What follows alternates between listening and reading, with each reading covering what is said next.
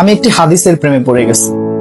হাদিসটা হচ্ছে ঠিক এমন যে যখন বান্দা একটি ঘরে কান্না শুরু করে এবং তখন আল্লাহর ফেরেশতারা বলে যে আল্লাহ তোমার এই বান্দাটা কি জন্য কষ্ট পাচ্ছে, এবং ফেরেশতারা আল্লাহর কাছে কান্নাকাটি করে বলে যে তার মনের ব্যথাকে তুমি আল্লাহ কমিয়ে দাও। তখন আল্লাহ তাআলা বলেন যে আমার বান্দা এমন কোনো কিছুর মায়া পড়েছিল বা ভালোবেসেছিল যা আমার চাইতে সে বেশি ওই জিনিসটার প্রতি ভালোবেসে ফেলেছিল।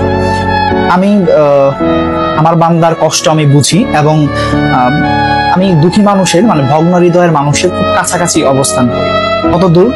এক হাত দূরে আল্লাহ তাআলা অবস্থান করেন। এবং আরেকটা কথা হচ্ছে ফেরেশতারা তখন বলতে থাকে আল্লাহ তুমি চাইলেই কি সেই বান্দার সেই অভাবগুলো তুমি পূরণ করতে পারো না?